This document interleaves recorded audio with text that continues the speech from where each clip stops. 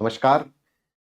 संकल्प का मुख्यमंत्री अनुप्रति कोचिंग योजना में चयन हो चुका है और इस योजना का मतलब है कि इस योजना के अंतर्गत जो विद्यार्थी सिलेक्ट होगा ऑल ओवर राजस्थान में, आप ई मित्रा पर जाकर के मुख्यमंत्री अनुप्रति कोचिंग योजना का जो पोर्टल है उसमें जो फॉर्म सबमिट करते हो, तो वहाँ अगर एसआई भर्ती के लिए संकल्प का चयन करते हो तो आप एसआई भर्ती या मान लो रीट या पटवार या कांस्टेबल या एलडीसी कोई भी भर्ती का चयन करते हो तो ना तो आपकी कोई फीस लगेगी और ना आपका रहने का खर्चा लगने वाला है, क्योंकि ये सब मुख्यमंत्री यानी राजस्थान सरकार की तरफ से दिया जाएगा। इस कोचिंग में संकल्प का चयन हुआ है तो आप संकल्प का सब इंस्पेक्टर की भर्ती आरएएस में चयन मत करना, सब इंस्पेक्टर में करना। सब इंस्पेक्टर की जो तैयारी करने आएगा आरएएस की अपने आप ही तैयारी हो जाएगी, क्योंकि दोनों का सिलेबस एक है प्री का। अब बात करें अपने ये ऑफलाइन कोचिंग की तैयारी के लिए है, ऑनलाइन नहीं ऑफलाइन। कि सर हम सब इंस्पेक्टर में तैयारी करने आए तो क्या संकल्प से कोई सिलेक्ट हुआ? तो मैं आपसे ये कहता हूं कि संकल्प से तो बहुत सारे विद्यार्थी सिलेक्ट हुए हैं एसआई भर्ती में, लेकिन जीरो से हीरो तक का सफर जो रहा वो बता देता हूं। ये आपके सामने फोटो है मुकेश बिजारनिया, जो यहाँ पर तैयारी करने आता है, राजस्थान पुलिस में सिलेक्शन होता है और राजस्थान पुलिस से सब इंस्पेक्टर के पद तक पहुंचता है। सब इंस्पेक्टर के पद तक पहुंचता है और जब सिलेक्शन होता है तो इसका मेरे पास कॉल आता है कि सर मेरा सिलेक्शन हो गया और मेरे दो सपने थे कि एक तो मैं सब इंस्पेक्टर बनूं, तो ये आपके आशीर्वाद से और ये मैंने सपना पूरा कर लिया। लेकिन एक सपना और है मेरा कि मेरा ये मानना था कि जिस दिन मैं सब इंस्पेक्टर बनूंगा उस दिन वर्दी पर जो सितारे होते हैं कि वो लगाने के लिए आप आओगे जयपुर में, तो एक सपना आपको पूरा करना है। तो मैंने कहा मैं जरूर आऊंगा और मैं उस दिन मुकेश के पास पहुंचा और सितारे लगा दिए। तो मैंने कहा भी एक सपना तूने पूरा किया, एक संकल्प ने पूरा किया, है ना।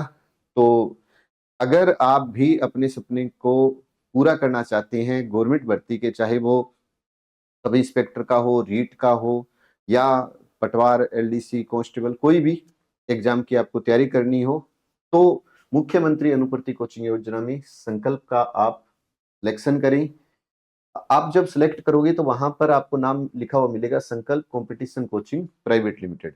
अब मुकेश बिजारनिया जो सब इंस्पेक्टर के पद पर कार्यरत है, इनका जीरो से हीरो तक का कैसा रहा सफर, जानिए पूरा डिटेल से वीडियो अभी जो आपके सामने शुरू हो रहा है।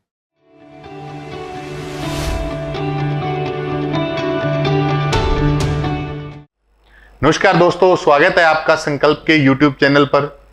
दोस्तों, आज हमारे साथ स्टूडियो में मौजूद है मुकेश बिजारनिया जी, जिनका हाल ही में एसआई पद पर चयन हुआ है। आज हम उनसे जानेंगे उनके संघर्ष की कहानी विस्तार से। तो अब हम बात कर रहे हैं मुकेश बिजारनिया जी से। सर नमस्कार, स्वागत है आपका संकल्प के YouTube चैनल पर। एक तो सर आपको बधाई हो एसआई पद पर चयन होने पर, बहुत बहुत शुभकामनाएं आपको। एक सर आपने जो एसआई पद तक का जो सफर था की जानकारी ये है कि आप सन 2010 के अंदर नोहर गवर्नमेंट कॉलेज के अंदर प्रेसिडेंट रह चुके हैं। वहां से लेकर एसआई तक का आपका सफर कैसे रहा, किन किन परिस्थितियों का आपको सामना करना पड़ा, कौन कौन सी ऐसी मुसीबत थी जो आपको सबसे ज्यादा परेशान करती थी और कौन कौन से आपके टर्निंग पॉइंट ऐसे थे लाइफ में जो आपको लगता है कि वास्तव में अगर वो एक्शन न होते तो आज शायद मैं यहाँ न होता। तो विस्तार से चर्चा करेंगे स्टूडेंट्स आपकी बातें। सर सबसे पहले तो जैसा कि आपने बताया 2010 में मैं प्रेसिडेंट था, तो वो सर एक फेज़ अलग होता है। उस फेज़ से निकलने के बाद में सर 2011-12 में मुझे रियलाइज़ हुआ कि मुझे गवर्नमेंट जॉब करनी चाहिए। और जब मैं गवर्नमेंट जॉब के बारे में सोच रहा था तब मेरा नॉलेज जो था वो ज़ीरो था, कंपटीशन लाइन के हिसाब से ज़ीरो था वो। तो मैं सबसे पहले यहाँ गंगानगर आया और गंगानगर आते ही मेरी पहली मुलाकात संजय सर से होती है। संजय सर से मैं संकल्प कोचिंग में मिला पहली बार और वही मेरे जीवन का टर्निंग पॉइंट था और वहाँ से मैंने पीछे मुड़ के नहीं देखा। वहाँ का एक वाक़या ऐसा था कि उस वाक़ये ने मेरी पूरी लाइफ बदल दी। और वो हुआ यूँ सर कि संजय सर क्लास ले रहे थे, पहले दिन की क्लास थी और संजय सर ने मेरे से पूरी क्लास से ये पूछा कि राजस्थान में ज़िले कितने हैं, किस-किस को नहीं पता? और मैंने सोचा भी ज़ीरो लेवल से शुरू करने वाले बहुत लड़के होंगे, मैं सबसे आगे बैठा था, तो मैंने अपना हाथ ऊँचा कर दिया, सर मेरे को नहीं पता। लेकिन जब मैंने पीछे मुड़ के देखा तो किसी ने हाथ ऊँचा नहीं किया हुआ था। तब मुझे ऐसा फ़ील हुआ, शर्म महसूस हुई, मैं गर्दन झुका के बैठ गया। लेकिन जब क्लास पूरी हुई, संजय सर ने मुझे बाहर बुलाया। बाहर बुलाने के बाद में बोले कि जो आपने आज शर्म महसूस की है, उसको आप अपनी शक्ति बनाओ। और जो लोग ये आज आपको हँसे आप पर, वो आप पर गर्व करना चाहिए। कभी भी आप जो आपकी रैंक है वो 1 से 5 से बाहर नहीं जानी चाहिए, मैं आपसे ये उम्मीद करता हूँ। और उस दिन से लेकर मैंने आज तक संकल्प में जब भी कंपटीशन में कोई एग्ज़ाम में मैंने टेस्ट पेपर दिए तो मेरी रैंक 1 से 5 से बाहर कभी नहीं गई। और उसी का नतीजा है वो मेहनत थी। वो अगर शायद वो वाक़या उस दिन ना होता तो मैं शायद, और उस दिन मैंने ये सोच लिया था क्लास में बैठा-बैठा, मैं ये सोच रहा था कि नहीं, ये अपने बस की बात नहीं है, अपने तो राजनीति कर लेते हैं, वो कॉलेज लाइफ वो सही थी, वापस चलते हैं अपने। लेकिन संजय सर ने मुझे वो हौसला दिया जिसकी वजह से मैं आगे बढ़ा और धीरे-धीरे बढ़ते-बढ़ते 2014 मेरा खनिज विभाग में चयन हुआ और उसके बाद में मेरा राजस्थान पुलिस में चयन हुआ। उसके बाद में अभी रिसेंटली 2018 में मैं सब इंस्पेक्टर पद पे पहुंचा हूं। और इसके लिए बीच में मेहनत तो करनी पड़ी और बहुत सी कठिनाइयाँ आती है, एक स्टूडेंट जीवन में रहता ही है, लेकिन उनको सबको फेज करके मैं निकला और आज इस मुकाम पे पहुंचा। बहुत बढ़िया सर। एक चीज़ सर कि स्टूडेंट्स के लिए सबसे बड़ी समस्या ये आती है, सबका एक कॉमन क्वेश्चन होता है, स्टूडेंट्स का भी होता है और मेरी तरफ से भी एक क्वेश्चन ये है कि तैयारी कैसे करें, स्टार्ट कहाँ से करें? आपके पॉइंट ऑफ व्यू से सबसे मेन चीज़ क्या है कि स्टूडेंट को क्या ध्यान में रखना चाहिए ताकि वो जो टारगेट लेके चलता है उसमें वो कामयाब हो सके? हर एक स्टूडेंट का एक कॉमन क्वेश्चन है ये। सर इसके लिए ये होता है कि अपने को एक लक्ष्य निर्धारित रखना चाहिए। ये अगर आपने अपने जीवन में अपना एक लक्ष्य अपने निर्धारित कर लिया तो अगर उस तक पहुंचने की हम कोशिश करेंगे तो उसमें लोग भी अपने साथ जुड़ेंगे और एक काफिला बन जाता है जो अपना सहयोग करता है। अगर हमारे लक्ष्य ही अलग अलग हैं, बहुत सारे लक्ष्य हैं, तो हम अपने लक्ष्यों से भटक जाएंगे, तो उसमें कामयाब नहीं हो सकते। लक्ष्य एक रखो, दुनिया आपका सहयोग करेगी और मार्गदर्शन करने के लिए अपने पास गुरु हैं, उनके मार्गदर्शन से अपने उस लक्ष्य तक लक्ष्य एक रखना निर्धारित, वो कामयाबी के लिए जरूरी है। दोस्तों मैं आप सबको बता देता हूं, मुकेश जी वर्तमान में श्री गंगानगर में कांस्टेबल पद पर चयनित है, कार्यरत है और इनका हाल ही में एसआई में भी सिलेक्शन हुआ, ये बात अपनों ने की।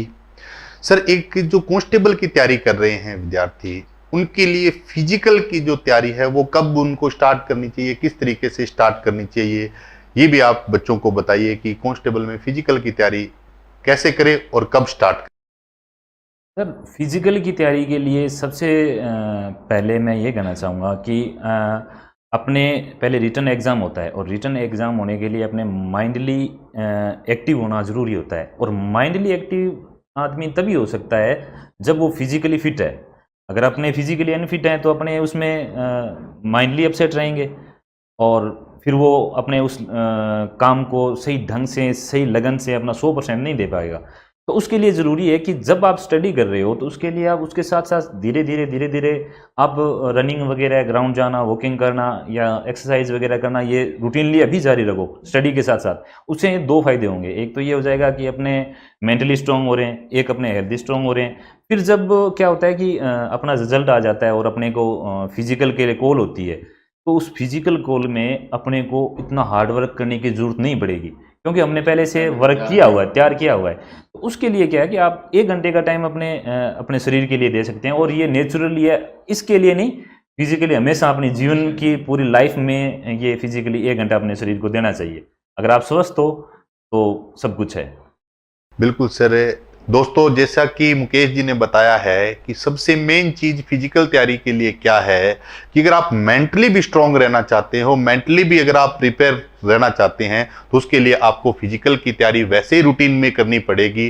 जैसे आप फिजिकली फिट है, तो फिजिकली फिट के साथ साथ आप मेंटली भी फिट है, इस बात का भी आप विशेष ध्यान रखें अगर आप कांस्टेबल की तैयारी कर रहे हैं तो।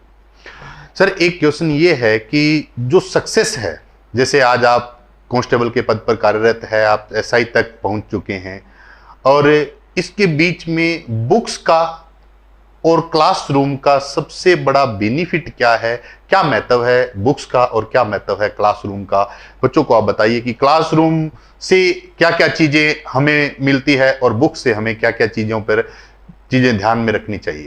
सर, जैसा कि अपनी जो क्लासरूम होती है, जो क्लासरूम है उसको एक मंदिर माने आप। क्लासरूम को मंदिर माने और बुक्स और टीचर अपने भगवान होते हैं।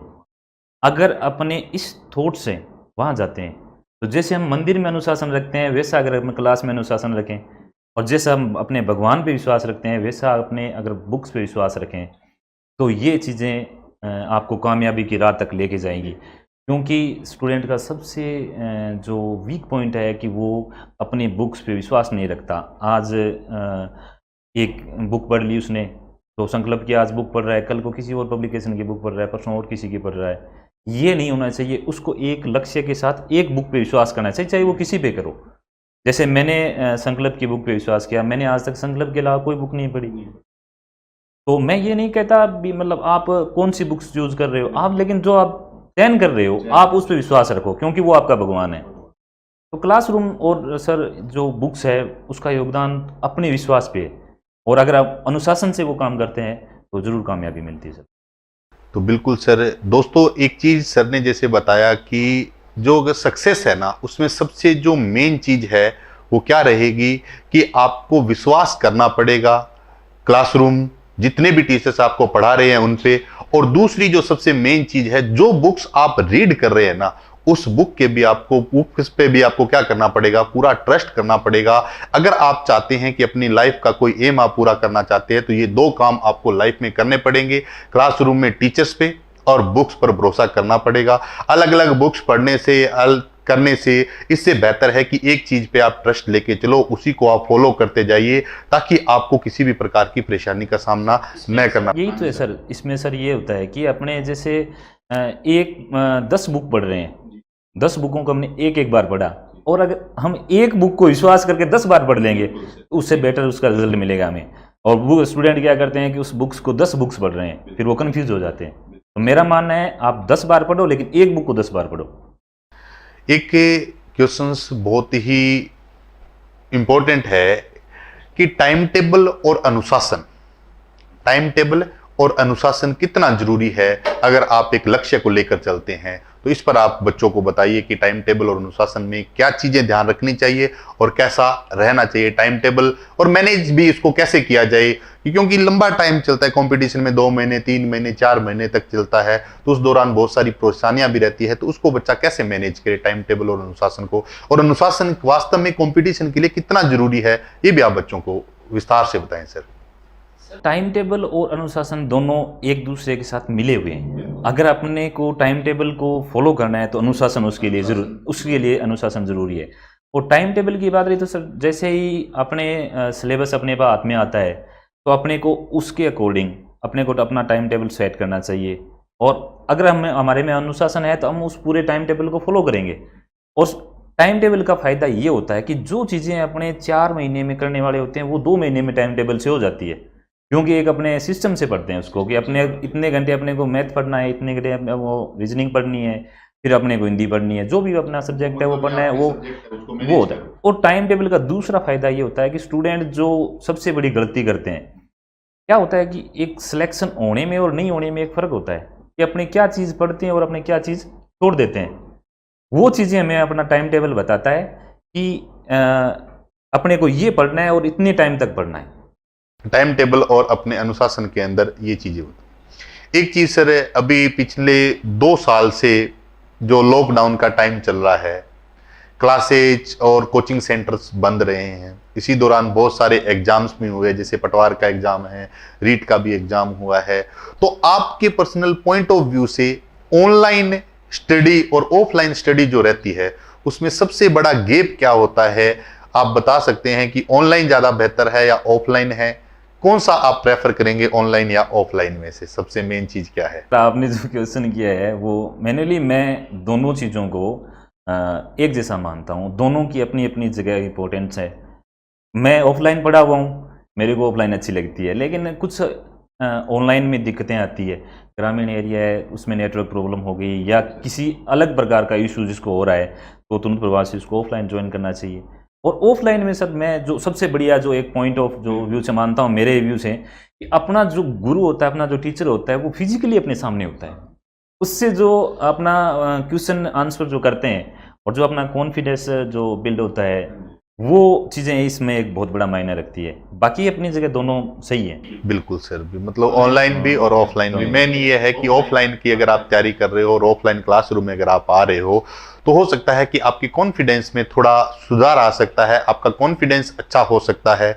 और जैसे भी क्लास टेस्ट वगैरह होते हैं तो उनमें भी आपको लगता है कि अपने को कितनी और मेहनत करनी चाहिए, ये भी बिल्कुल सही। एक संकल्प के जितने भी साथी अभी जुड़े हुए हैं विद्यार्थी, उनकी तरफ से भी एक क्वेश्चन ये है कि मान लो कंपटीशन के दौरान एक आप ऐसा क्या मैसेज देना चाहेंगे बच्चों को कि जिससे बच्चों को लगे कि हम कंपटीशन की तैयारी में परफेक्ट जा सकते हैं या जो हम काम कर रहे हैं वो हमारे लिए परफेक्ट है।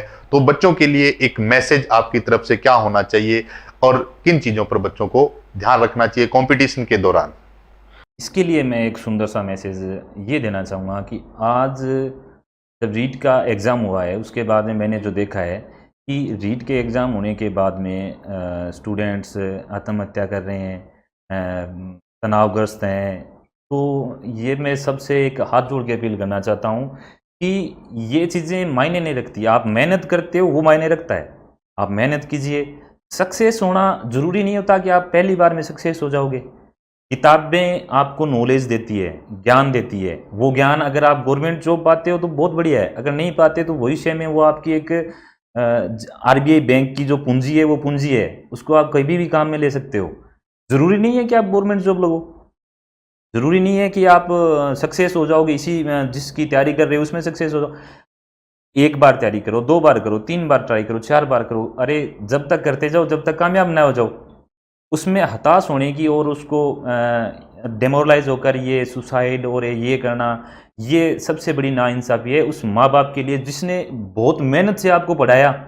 उन्होंने आप पे पैसे खर्च किए। शायद अगर आपको वो मंथली 5 या 10 हज़ार रुपये दे रहे हैं तो शायद वो अपने खुद का पेट काट कर आपको दे रहे हैं। वो इसलिए थोड़ी ना दे रहे हैं कि आप कामयाब ना हो तो सुसाइड कर लो। तो मेरा ये मैसेज जो भी तैयारी कर रहे हैं स्टूडेंट, उनके लिए यही है कि आप तैयारी कीजिए। ज़रूरी नहीं होता कि सब कामयाब होते हैं। जब मेरी भर्ती हुई थी तो हम 10 हज़ार की भर्ती थी और 12 लाख स्टूडेंट्स ने पेपर दिया और 11,90,000 फेल हो गए। तो सबको सुसाइड कर लेना चाहिए? इस हिसाब से तो उनको 11,90,000 सुसाइड करेंगे और 10 हज़ार लगेंगे, ये नहीं होना चाहिए। आप उसमें कामयाब नहीं हुए, नेक्स्ट में तैयारी कीजिए। मेरा एक दोस्त है, मेरे साथ वो तैयारी करता था 2013 से और अब तक 2021 तक वो तैयारी कर रहा है। लेकिन उसका कॉन्फिडेंस लेवल जो है वो मैंने आज तक उसे मतलब कहीं नहीं देखा। क्योंकि मीन्स हर बार भर्ती परीक्षा में 1 या 2 नंबर से रह जाना और फिर उसी तैयारी से दोबारा लग जाना, और आज तक लगा हुआ है। उसका कहना यही है कि अपने कामयाब अगर आज नहीं हुए तो कल हो जाएंगे, कामयाब जरूर होंगे। तो यही लगन और मेहनत रख के और आप काम करें और हताश न हो। एक भर्ती आएगी, दूसरी आएगी, तीसरी आएगी, कभी न कभी आप जरूर कामयाब होंगे। लेकिन पढ़ाई निरंतर अनुशासन के साथ रखिए और अपने उन माँ बाप का जो सपना है उसको अपने आंखों में सजो के रखिए। उनका सपना ये नहीं है कि मेरा बेटा कामयाब ना होकर सुसाइड करे, उनका सपना ये है कि वो कामयाब होकर हमारी सेवा करे। तो अपने माँ बाप के लिए आप अच्छी तैयारी करें और हताश होने की ज़रूरत नहीं है। एक भर्ती में सिलेक्शन ना हो तो दूसरी के लिए तैयारी करें। बिल्कुल, सर ने जैसे बताया कि अगर आप तैयारी कर रहे हो और कहीं अगर आपको 1% भी लगता है सिलेक्शन में कहीं प्रॉब्लम आती है तो साथियों इससे निराश होने की आवश्यकता नहीं है। क्योंकि आप जितनी तैयारी कर रहे हो सकता है मान लो आप रीट की तैयारी कर रहे हैं, आपके लिए इससे बेहतर कोई सेकंड ग्रेड का ऑप्शन हो सकता है फर्स्ट ग्रेड के लिए ऑप्शन हो, तो ऑप्शन आपके पास बहुत है, लेकिन तैयारी आप शिद्दत से करिए, आप अपना टाइम जो है उसको मैनेज करिए, बढ़िया तरीके से मेहनत करिए। दोस्तों आज हमने मुकेश जी से बहुत सारी चीजें जानी, इनके जितने भी करियर के बीच में जो भी प्रॉब्लम्स आई, समस्या आई, उनके बारे में हमने जाना। अगर आपके भी कोई डाउट हो, आपको भी कुछ जानना हो, तो आप मेन कमेंट बॉक्स में लिखकर आप हमें बताइएगा। आज हमने विस्तार से चर्चा की मुकेश जी के साथ। मुकेश जी आपको पुनः एक बार फिर से बधाई हो SI पद पर बनने के लिए। साथ सर आपका बहुत बहुत धन्यवाद। नमस्कार साथी।